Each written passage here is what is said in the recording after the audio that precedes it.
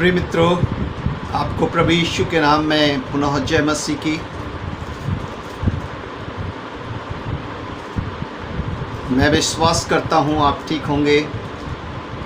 प्रभु आपको यूँ ही संभाले रखे और अपनी निकटता में बनाए रखे। आइए हम आज का जो परमेश्वर की वाणी है उसको सुने। उससे पहले अपने सिरों को झुकाएं, प्रार्थना करेंगे।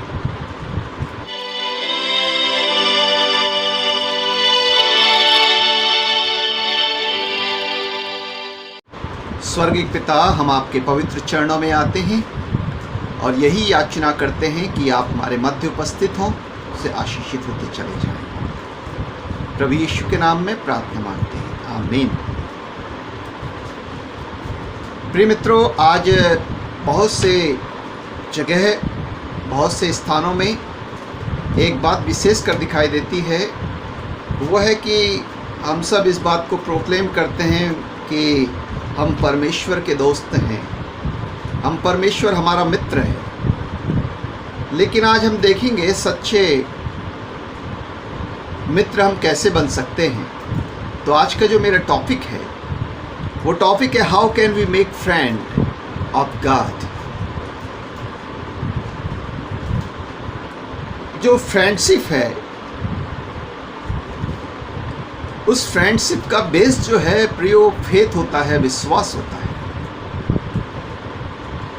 और अपनी बातों को शेयरिंग करना होता है, बांटना होता है, और एक दूसरे पर निर्भरता होती है। ये विशेष बातें हैं जो मित्रता में पाई जाती हैं। 3 बातें बताई हमने: विश्वास, बातों का आदान प्रदान, और तीसरा निर्भरता। आप मित्र को वो बातें बता सकते हैं जो किसी और को नहीं बता सकते, और इसीलिए मित्र हमारे जीवन में होना बहुत जरूरी है। अगर हमारे जीवन में मित्र नहीं हैं तो हमारा जीवन आधा अधूरा है। चाहे हम कितने भी बड़े चेयर पर क्यों ना हो या कितने बड़े पोजीशन में क्यों ना हो, without friend we are nothing. और जो मित्र हैं वो हो सकता है धनी हो सकता है गरीब हो सकता है मध्यम वर्गीय हो, लेकिन मित्र विश्वास योग्य हो, उसकी पहली महत्वता या पहला गुण पाया जाना चाहिए। अब्राहम के विषय में अगर हम देखें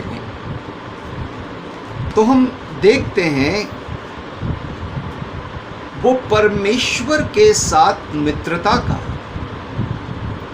एक महान उदाहरण है।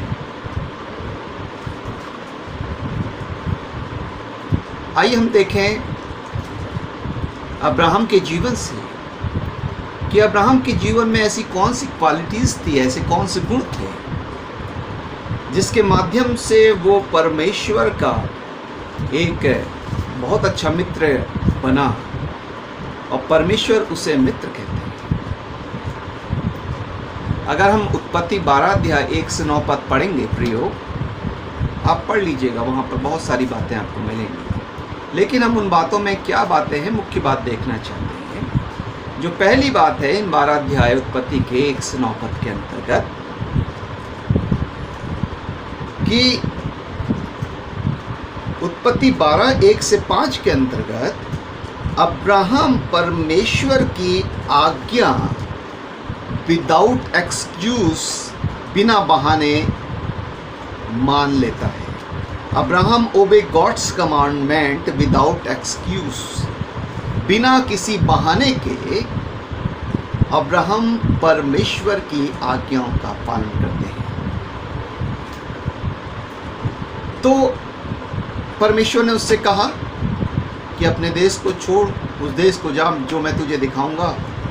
उस वक्त नेविगेशन सिस्टम नहीं था और न ही उस वक्त ऐसे साधन थे प्रयोग जैसे आज एरोप्लेन्स हैं और ट्रेनें हैं, अपने व्हीकल्स हैं कि और हम जा सकते हैं अलग अलग स्थानों पर, बोट्स हैं, नाव, बहुत सारी चीज़ें हैं आज ट्रैवल करने के लिए। इन दैट टाइम ऐसा कुछ नहीं था उस वक्त। और दूसरी बात जो वहाँ पर हमें दिखाई देती है, उसने ये भी नहीं कहा कि उस वक्त के समय में इतने जो जंगली जानवर हुआ करते थे, मैं कैसे जाऊंगा, रास्ते में कहीं जानवर मुझे मार डालें तो, या मुझे हमला कर दें तो, या मेरे संग जाएंगे उनके साथ हमला कर दें तो। उसने कभी कोई एक्सक्यूज़ नहीं किया, कोई बहाना नहीं बनाया। आज हमसे कोई कहने लगे उस स्थान पे जाओ, कोई एक विशेष स्थान बताए, तो हम आज हमारे पास सारे साधन हैं, उसके बाद भी हम एक्सक्यूज़ करेंगे, उसके बाद भी हम बहाने बनाएंगे प्रयोग। ये सच्चाई है। लेकिन अब्राहम ने कोई बहाना नहीं बनाया, उसने परमेश्वर की आज्ञाओं का पालन किया। यहाँ पर हम अब्राहम के डेडिकेशन को देखते हैं, समर्पण को देखते हैं। अगर हम परमेश्वर का मित्र बनना चाहते हैं तो अब्राहम की तरह हमारे अंदर भी समर्पण होना चाहिए। क्या हमारे पास परमेश्वर अगर देखें हमारे जीवन में तो क्या समर्पण पाया जाता है? अगर हमारे अंदर परमेश्वर के प्रति समर्पण हो तो परमेश्वर हमारा मित्र बन सकता है, पहली बात। दूसरी बात हम देखें इसे उत्पत्ति 12 अध्याय उसके 8 पद में, तो अब्राहम एक वेदी बनाता है, अल्टर बनाता है, और वहाँ परमेश्वर से प्रार्थना करते हैं। तो उसके जो आराधना में जीवन को दर्शाता है, प्रार्थना में जीवन को, परमेश्वर के एडोरेशन को, परमेश्वर की स्तुति को दर्शाता है। तो हम यहाँ देखते हैं the life of Abraham was full with worship, God's worship. परमेश्वर की आराधना से भरा हुआ जीवन था उसका। अगर हम परमेश्वर के मित्र बनना चाहते हैं, परमेश्वर हमें अपना मित्र बनाए, तो उसके लिए आवश्यक बात है कि हमें परमेश्वर के आराधक होना चाहिए। दूसरी बात, पहली बात थी समर्पण, और दूसरी बात है आराधना परमेश्वर की, और जो तीसरी बात है उत्पत्ति 22 अध्याय 1 से 19 पद में परमेश्वर ने अब्राहम को कहा कि तेरे निज पुत्र से ही तेरा वंश आगे बढ़ेगा, और परमेश्वर ने सारा को एक पुत्र दिया, उसका नाम था इसहाक। अब परमेश्वर उसी पुत्र को बलिदान करने के लिए अब्राहम से कह रहा है। प्रियो, अब्राहम के मन में ये बात चल रही थी कि परमेश्वर ने इसके द्वारा वंश बढ़ाने के लिए कहा है, और यही कह रहा है, परमेश्वर कह रहा है कि इसको बलिदान चढ़ा दे। लेकिन फिर भी परमेश्वर, अब्राहम के अंदर विश्वास था वो कि परमेश्वर ऐसा उपाय करेगा कि परमेश्वर अपनी बातों से नहीं मुकरता, इसलिए परमेश्वर मेरे पुत्र के द्वारा ही वंश को बढ़ाएगा, और इसलिए इसको कह तो रहा है चढ़ा दो, पर ये इसको मरने नहीं देगा, पर मुझे आज्ञा का पालन करना है। तो अब्राहम के जीवन में हम देखते हैं तो उसके अंदर परमेश्वर के वचन पर पूर्ण निश्चय दिखाई देता है, परमेश्वर के वचन पर वफादारी दिखाई देती है, और उसके अंदर परमेश्वर का जो ये वचन है, इस वचन से प्यार दिखाई देता है प्रियो। और हमें ये भी दिखाई देता है अब्राहम जो है वो अपने बेटे को कुर्बान करने के लिए भी तैयार हो गया। लेकिन जैसे ही कुर्बान करता तो परमेश्वर कहता नहीं, इसको मत मार, पीछे मेढ़ा फंसा है झाड़ियों में, उसको मार। तो प्रियो, इस प्रकार से हम देखते हैं कि परमेश्वर ने इसहाक को बचा लिया, क्योंकि परमेश्वर ने कहा था कि इसहाक के द्वारा परमेश्वर अब्राहम को वंश देगा। और हम यहाँ पर देखते हैं परमेश्वर अपनी बातों में तो विश्वास योग्य है ही, लेकिन अब्राहम के जीवन में एक बात दिखाई देती है यहाँ पर कि वो परमेश्वर से कहता है, प्रभु मैं तुझसे सबसे ज़्यादा प्यार करता हूँ, इसलिए मैं मेरे लिए सबसे प्रिय जो चीज़ है इस वक्त उसे भी तेरे लिए दे देता हूँ। और ये अपने पुत्र को भी बलिदान करने के लिए तैयार हो गया। प्रियो, परमेश्वर अपने वचन बाइबल में कह चुका है कि मनुष्यों की हत्या मत कर, जो उसकी हत्या करेगा मैं उसको दंड दूंगा। तो प्रियो, फिर भी यहाँ परमेश्वर कह रहा है, तो उसकी उस बात को परख रहा है अब्राहम की कि उसका प्रेम परमेश्वर के प्रति कैसा है। और परमेश्वर कहता तूने अपना निज पुत्र भी नहीं छोड़ा, इससे मैं जान गया कि तू मुझसे प्यार करता है। तो प्रियो, यहाँ पर 3 बातें हैं परमेश्वर के मित्र बनने के लिए अब्राहम के जीवन में। डेडिकेशन, समर्पण, पहला बात, और दूसरी बात है परमेश्वर के लिए आराधना का जीवन, और तीसरी बात उसके अंदर है परमेश्वर से सबसे ज़्यादा प्यार। अगर ये 3 क्वालिटी हमारे अंदर होंगी प्रिय, तो हम भी परमेश्वर के मित्र बन सकते हैं। आज बहुत जगह ढोल पीटा जा रहा है, मतलब बहुत ज़्यादा प्रचार किया जाता है, बताया जाता है कि हम परमेश्वर के मित्र हैं, परमेश्वर के मित्र हैं। अरे परमेश्वर ने तो उनसे मित्र कहा है जो उसके लोग हैं। अब देखिए, हम उसके विषय में भी देखेंगे। तो क्या हमारे अंदर क्वालिटी है कि हम परमेश्वर के मित्र बन सके? आज हम अपने आप को इंट्रोस्पेक्ट करने की ज़रूरत है, एग्जामाइन करने की आवश्यकता है। अब हम देखें, प्रभु यीशु ने भी स्वयं कहा कि तुम मेरे मित्र हो, यूहन्ना 15:15 के अंदर। लेकिन हम यहाँ पर देखते हैं कि वो क्या बातें हैं। यूहन्ना 15:16 में प्रभु कहता है कि तुमने मुझे नहीं चुना, मैंने तुम्हें चुना है कि तुम जाओ और फल लाओ और तुम्हारा फल तुम में बना रहे। I have chosen you, you have not chosen me. तुमने मुझे नहीं चुना, मैंने तुम्हें चुना है। तो प्रियो, जब प्रभु ने हमें मित्र कहा है, ये मित्र किनको कहा है? अपने चेलों को, अर्थात जो प्रभु यीशु की आज्ञाओं को पालन करते हैं, उससे प्यार करते हैं, उनसे कहा है। इसका मतलब ये हुआ कि परमेश्वर अपने आज्ञा पालन करने वालों को मित्र कहता है, पहली बात। और यहाँ पर मित्र को परमेश्वर कह रहा है कि मैंने तुम्हें चुना है, और परमेश्वर का चुनाव हुआ है। तो ये प्रियो, क्या परमेश्वर ने हमें चुन लिया है? चुन लिया है तो क्या परमेश्वर ने अपने आप को प्रकट किया है? क्या परमेश्वर बात करता है हमसे? चुनाव एक मजबूत पक्ष की ओर से होता है, यहाँ परमेश्वर मजबूत पक्ष है। तो यहाँ फ्रेंडशिप कौन रख रहा है, दोस्ती कौन रख रहा है? एक मजबूत पक्ष अर्थात परमेश्वर। तो मित्रता के लिए आवश्यक है कि मजबूत पक्ष चुने एक गरीब पक्ष को, या अपने समकक्ष, या उस अपने से ऊपर व्यक्ति को भी। पर यहाँ पर मजबूत पक्ष परमेश्वर दिखाई देता है, इंसान कमज़ोर दिखाई देता है। परमेश्वर अपने चेलों को कहता है कि मैंने तुम्हें चुना है। दूसरी बात हम देखते हैं प्रियो, यहाँ पर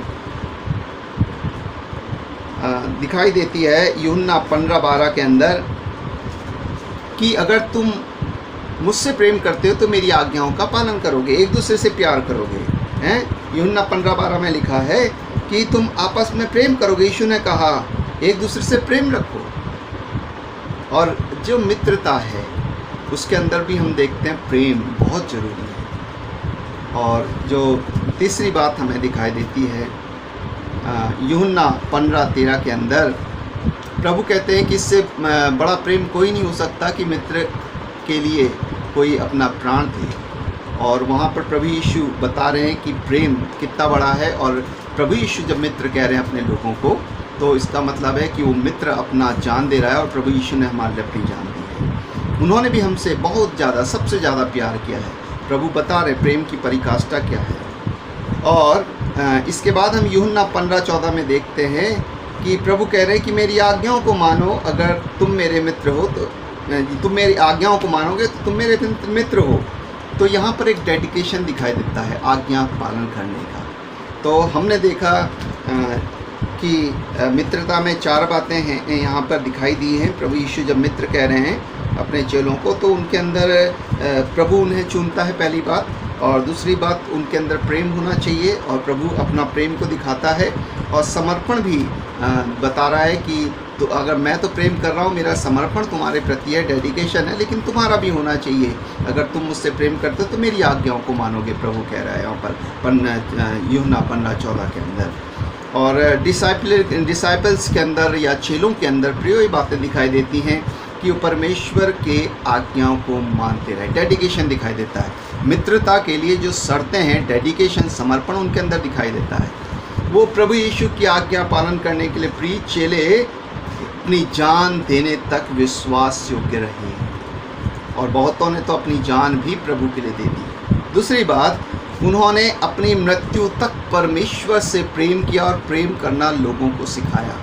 तीसरी बात जो दिखाई देती है उनके अंदर कि वो परमेश्वर के मंदिर में, आराधनालय में, सिनागोग में जाकर परमेश्वर से प्रार्थना करते और आराधना करते थे। तो उनके अंदर भी जैसे अब्राहम के अंदर 3 क्वालिटी पाई गई। डेडिकेशन था मित्रता के लिए, और परमेश्वर की आराधना थी, और प्रेम था।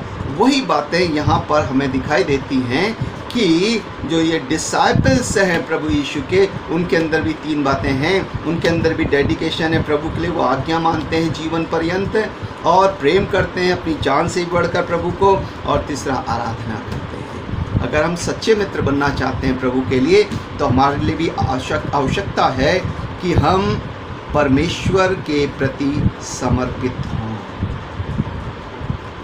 परमेश्वर ने हमें चुना है प्रभु, हमारा समर्पण हर चीज़ में श्रेष्ठता लिए हो, पहली बात। दूसरी बात, हम परमेश्वर की आराधना करने वाले हों, परमेश्वर के आराधक हों। और तीसरी बात, हम अपनी सब चीज़ों से बढ़कर परमेश्वर से प्रेम करें, तभी हम परमेश्वर के सच्चे मित्र हो सकते हैं। प्रियो, हर एक परमेश्वर का मित्र नहीं है। ध्यान रखिए मैं क्या कह रहा हूँ, हर एक परमेश्वर का मित्र नहीं है, लेकिन जो परमेश्वर के अनुसार है, या जिसके अंदर ये 3 गुण पाए जाते हैं, डेडिकेशन और परमेश्वर की आराधना और परमेश्वर को प्यार, more than any other things, love to God है, परमेश्वर से प्यार, जो 3 चीज़ें जिनमें पाई जाती हैं, वही सच्चे परमेश्वर के दोस्त हैं। बहुत सारे धर्मगुरु